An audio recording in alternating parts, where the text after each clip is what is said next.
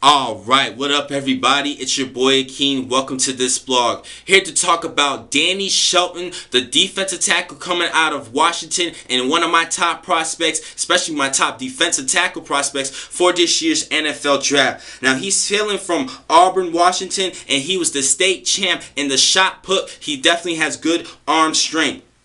Now, he improved his numbers throughout his career at Washington. He went from 11 tackles as a sophomore to 45 as a freshman, to a sophomore, to 45 as a sophomore, to 59 tackles as a junior. And he had a breakout year with 89 tackles, 16.5 tackles for loss, and 9.5 sacks. An AP All-American. He had a great season as a senior. Now, let's talk about his strengths and weaknesses. His strengths: he possesses a powerful bull rush attack and getting putting the blockers against him to push them back into the pocket and cause problems for the quarterbacks against the opposing teams. Also, he slides off blocks very easily. I do like his little bit technique in grabbing hold of the of ball carriers, in which he slides to get to the ball carriers. 89 tackles this season, and he definitely shows good awareness as a pass rusher and locates the football pretty quickly. I do like his play, especially this year.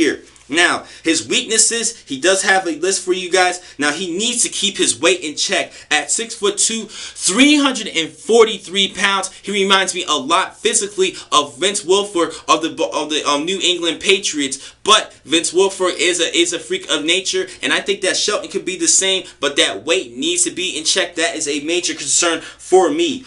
Also, I wish that he used a little bit more technique in getting to the ball carriers and the pass rusher. He uses his brute strength and uses more of the bull rush to get to the ball carriers or the quarterback. Now, he does slide off a little bit, but he uses the bull rush a lot more than using other techniques like the swim or even grabbing and pulling things and the spin. He needs to work on his spin just a little bit more. Now, he only has 3 pass breakups throughout his career at Washington. Sometimes I just wish he just puts his hands up a little bit and causes more of the distraction against the quarterbacks, possibly even swat balls away like J.J. Watt did, the Defensive Player of the Year this season in the National Football League. Now, those are a couple of things that he needs to work on, but one thing I did notice a lot, he's not the pass rusher that everybody hypes him up to be. He did have 9.5 sacks this season, but 6 of those sacks was in the first 2 games. The first game was against Hawaii, where he posted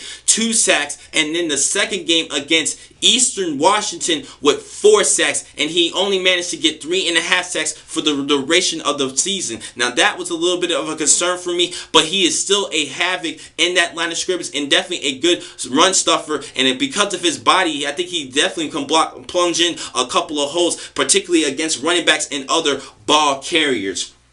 Now, my projection, he is definitely a top 20 pick in the first round of this year's draft. I don't have him as a top 10, but at least a top 20. But I think he should make it at least as a first rounder. But I do project him as a top 20 pick.